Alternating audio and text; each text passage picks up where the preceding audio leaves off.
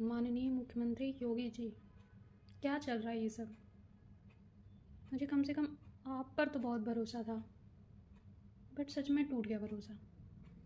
अपनी कुर्सी खतरे में है और आप घूम घूम कर बाकी राज्य में सबकी कुर्सी बचा रहे हैं। कभी पता करिए लोक सेवा आयोग से क्या साजिश चल रही है।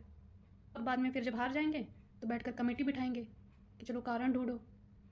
आपके पास क्या अच्छे सजेशन देने वाले नहीं हैं क्या? इतनी सिंपल सी चीज़ें राजनीति की आपको कैसे नहीं समझ आ सकती? मैं तो आपको बहुत सुलझा हुआ नेता समझती थी।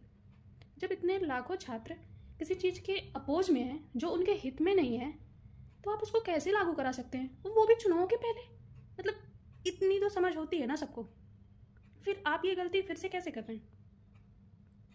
अभी अयोध्या वाली हार, वो मुझे आपकी शकल याद है जब सारे राज्य के नेतागण बैठे थे और सबसे आगे वाली सीट में आपको भी याद होगा ना।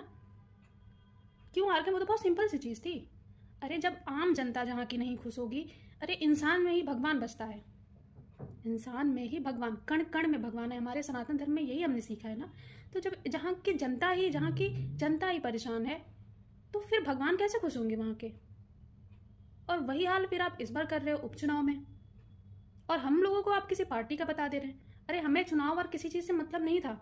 सामने चुनाव है तो मुझे लगा ये भी आपको बता दूँ एक बार। पता नहीं आपके पास कैसे सजेशन देने वाले लोग हैं कि आपके राज्य में चुनाव, आपके बच्चे परेशान, आपके राज्य के सारे बच्चे, स्टूडेंट, छात्र सब परेशान हैं, और आप दूसरे राज्य में घूम घूम करके चुनाव में सबको जितवा रहे हो।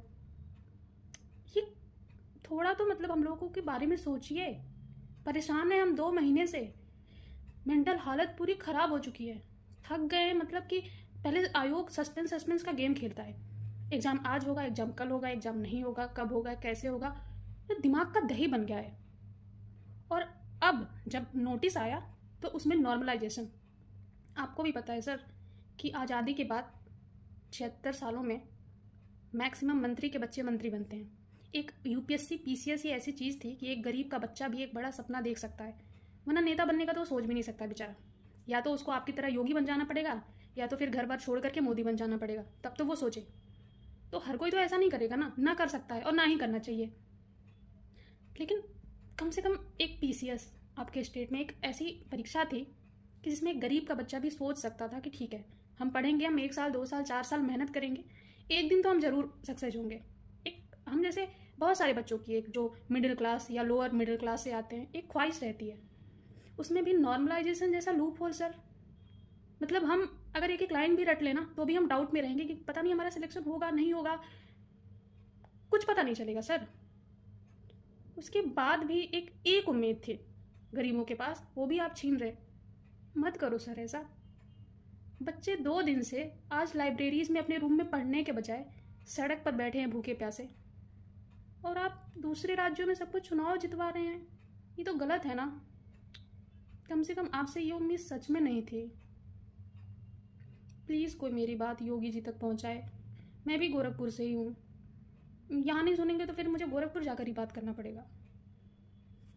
प्लीज़ मुख्यमंत्री जी, कम से कम आप तो समझो। आपको हमारी जनता, सारे प्रदेश की जनता आपको ईमानदार समझती है, बहुत ज़्यादा उम्मीद रखती है कि आप न्याय करते हो।